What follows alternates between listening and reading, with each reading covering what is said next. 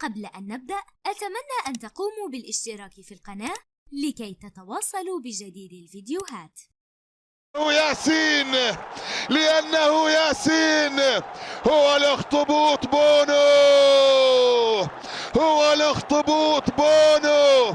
بونو بونو النمر يتاهب. بونو بونو بونو بونو بونو أسد الصحراء، أسد محارب، أسد الأطلسي بونو، أسد الأطلسي بونو لمصلحة الهلال، لمصلحة الهلال، لمصلحة الهلال.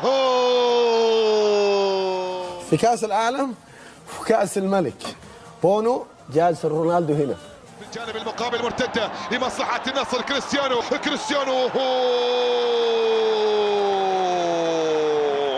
من جديد، من جديد ومرة أخرى ابن الصحراء وأسد الأطلس، أسد الأطلس ياسين بونو يتصدى لمحاولة كريستيانو رونالدو، من جديد يتدخل ليثبت للعالم، كل العالم، قيمة حارس المرمى، القيمة الكبيرة التي يجب أن يكون عليها حارس المرمى في تصدي في غاية الروعة. يأتي عن طريق حارس المرمى ياسين بونو. وأمام من؟ أمام من؟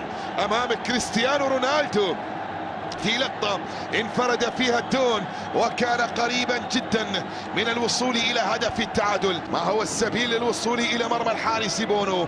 كيف تشتق الصفوف وتصل إلى المرمى؟ كيف تولج الكرة في شباك الحارس بونو؟ كيف تسجل في مرمى الهلال؟ كيف تعود إلى المواجهة؟ كيف تثأر لخسارة بطولة؟ عادت في الجانب المقابل إلى كريستيانو في مواجهة كاليدو كوليبالي وكريستيانو. كريستيانو يا زين يا زين يا زين، الله عليك يا زين. المغربي مزيان بزاف في شوط المباراة الأول، المغربي مزيان بزاف في شوط المباراة الأول، يتصدى في المرة الأولى لمحاولة وتسديدة كريستيانو، وفي المرة الثانية في كأس العالم وكأس الملك بونو جالس رونالدو هنا. للعلم اعتقد ما سجل عليه ولا هدف. لا ما عاد ركلة الترجيح هذه بس. طيب في حارس ينقذ اهداف، وفي حارس يجيب لك نقاط، لكن في حارس يجيب لك بطولات يا علي. بونو اكيد بونو هذا الموسم انا بالنسبه لي جلب كل البطولات، اللي هو الرقم واحد في الهلال. اعطى كل المسؤوليه اللي يعني اللي ليش جلب لهذه المواقف. حارس متمكن، قيمه كبيره، خبره، هدوء جدا كبير في المرمى سواء في ضربات الجزاء في اثناء المباراه، ثقة اللاعبين، ثقة المدافعين كيف يتعامل معهم نفس الشيء بشكل جدا كبير. المواقف الصعبة او مثل هذه المواقف تحتاج مثل بونو. انا يعني من الاشياء الكبيره اللي اكتسبها بونو خلال مشواره في الدوري الاسباني اعتقد جدا جدا واضحه في اثناء هذه المباراه. واحد والله انا برايي انا كمهاجم انا بعمل اساسيات المهاجم صح. يعني ايه مثلا؟ يعني انا مثلا اتربيت من وانا صغير ان الكره بدماغي لازم احطها في الزاويه المقابله ولازم افتح عيني. ده تكنيك زي لعيب التنس لما بيلعب سيرف صح. لو عمل التكنيك غلط انا بعمل الصح. الجول كيبر شالها خلاص. واللقطه هذه لا دي ياسين بونو جامد قوي فيها. وبص قافل الجول جامد يعني بصراحه ياسين يعني بصراحه. نعم فعلا تقول ان الحارس متمكن ويستاهل نجم المباراه. نعم ويستاهل حقيقه يعني مثل ما قالوا الاخوان اختيار الحارس الهلال فعلا في وقت في مكانه. ولفيت ورجعت البونو مره ثانيه.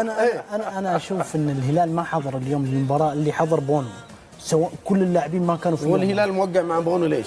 موقع البونو لاجل هذه الامور الحاسمه. جايب 3 بطولات.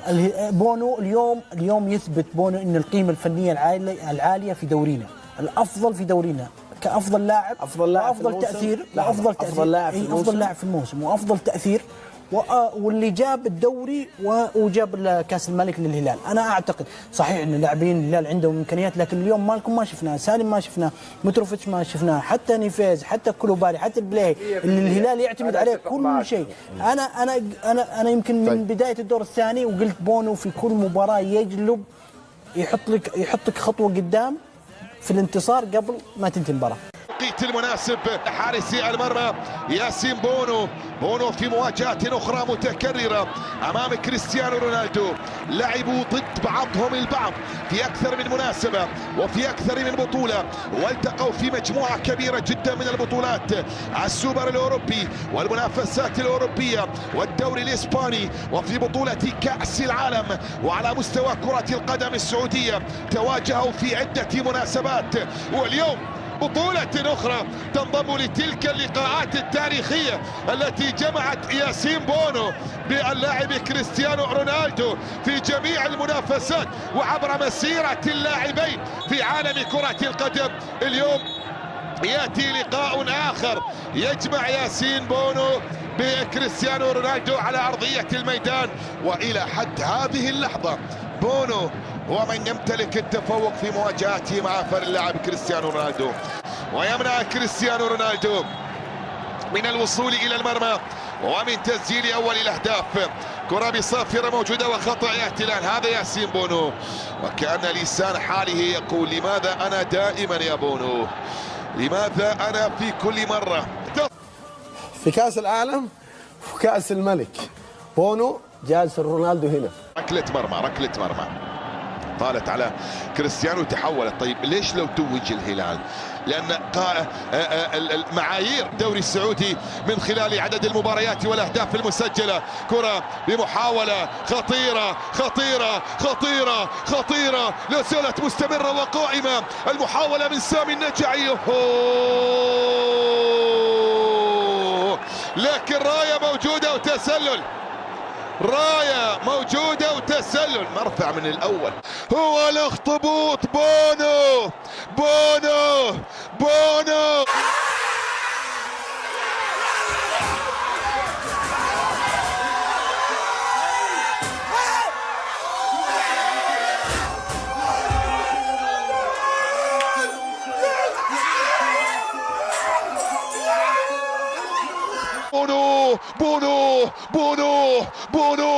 بونو أسد الصحراء، أسد محارب، أسد الأطلسي بونو، أسد الأطلسي بونو، لمصلحة الهلال.